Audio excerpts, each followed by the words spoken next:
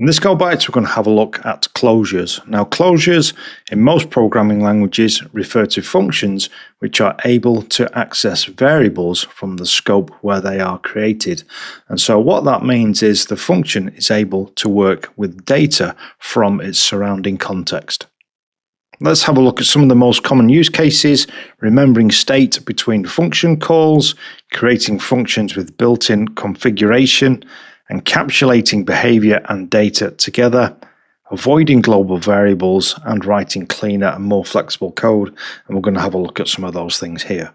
Okay, so here I have a variable. It's going to be a string, and I've given it a value of hello.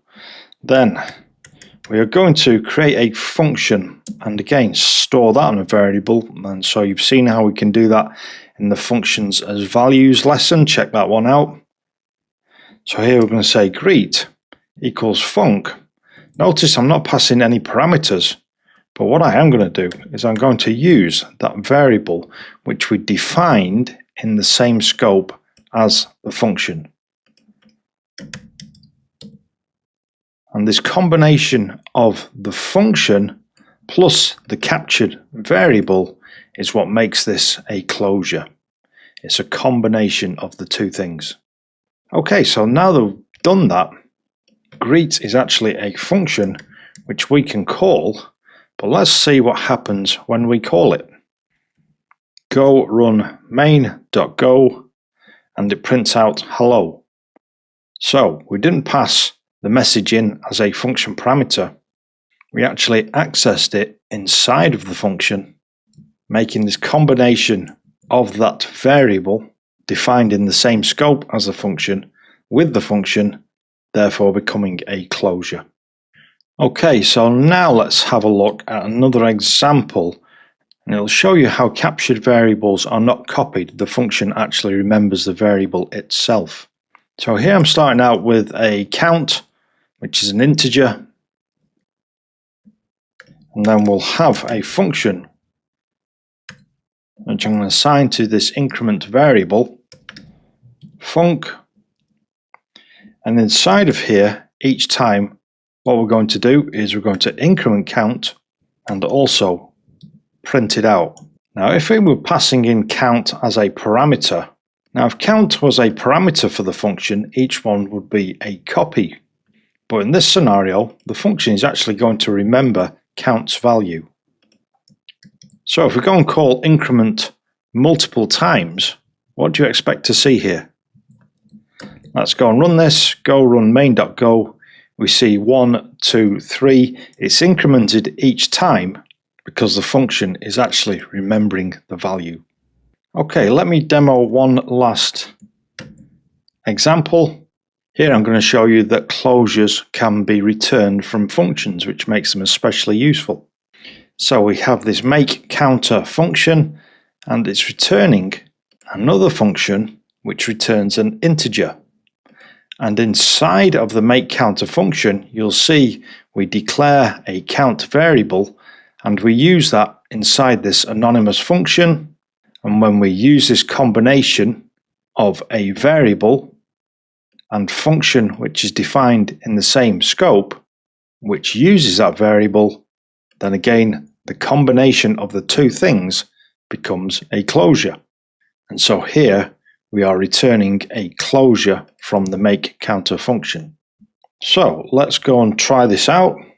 What I will say is counter equals make counter. So I'm calling make counter. By having the parentheses here, it means that make counter is being called. Again, something which we covered in the functions as values lesson. Now make counter is returning a closure, which means that we should be able to call counter. So again, that's incrementing a count, so we'll call it 3 times just to prove this. That count starts as 0, gets called 3 times. We're going to increment and return the value. So what do you expect to see here? Let's go and run this. And again, we see 1, 2, 3. Make counter created a local variable count. The returned function captured count, and then even after make counter finished, count still exists, and so each call updates the same captured variable. So makeCounter had finished doing what it needed to do, but count still exists, and so we're able to call counter and increment it each time. Okay, now what I will say is that closures, when you first come across them here, they're quite hard to wrap your head around them and what is actually happening, especially the example that we've just seen. So have a work through the code a couple of times yourself. Also have a look at the lesson text. There is some extra information in this lesson which you'll find very useful, but I don't want to include it all in the video because it might overwhelm you, and I want to keep Go Bytes fairly short, but there is some cool stuff in here. So it tells you about closures and state. So each call to makeCounter creates a new independent closure. It talks through that. Well worth checking this stuff out. And also in there's a little explanation of why closures are usually anonymous functions. So if you remember the stuff we did on the anonymous functions lesson, and you'll see the examples we've just used there have used anonymous functions, then this section here explains all of that. And there's also some extra stuff on closures versus global variables. So well worth checking out the lesson text. In the meantime, let's have a challenge. Now read this one extra careful. It's a little bit more advanced than a lot of the other challenges that we've done so far, but as long as you read the instructions carefully and look at the stuff that we've just done, I'm sure you'll be able to figure this out, or at least give it a very good go. Okay, so write a function called makeAdder that takes an integer value. So makeAdder takes a integer parameter and returns a function. The returned function should take another integer and add it to the original value. So the return function is going to have an integer parameter and also return a integer. And then call the returned function multiple times and print the results. I'm sure you can do this. Put a bit of thought into it. Pause me now and give this a go. Okay, so this is one of those rare challenges which is a little bit more complex than the examples we've used in the lesson, but I just wanted you to have a go at something where it required you to do quite a bit of thinking for this one. Okay, so we needed a makeAdder function which was going to take an integer parameter and return a closure which took an integer parameter and returned an integer. So a little bit more complex than what we've already done. And so I've called that original integer base because we're going to take that and add another integer to that base and then return it. So we need to return a function. That function is going to take an integer and return an integer. The integer that it returns will be the base plus x. So let's go and try this out, because until we try this out, it's quite hard to sort of figure out what's actually going to happen. So let's keep life simple. We're going to first define a variable which will hold the closure returned when we call makeAdder. We need to pass makeAdder a value, a integer. So I'm going to start with a value of 10, and that will become our base, and so that is why I've called the variable add10. Okay, so what has been returned here is now this, a function which takes an integer and returns an integer, and each time we'll add base to the integer which is used as a parameter. So let's call this a couple of times. So the first time here we're passing 5 and it's going to add 10 to 5 and return that. And so here hopefully we should see 15. And then next time we call it, 20 will be the value of x.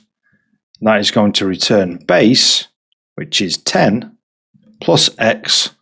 And so hopefully we should see 30. Okay, hope you've managed to follow that. Let's go and run this. And indeed we do see 15 and 30.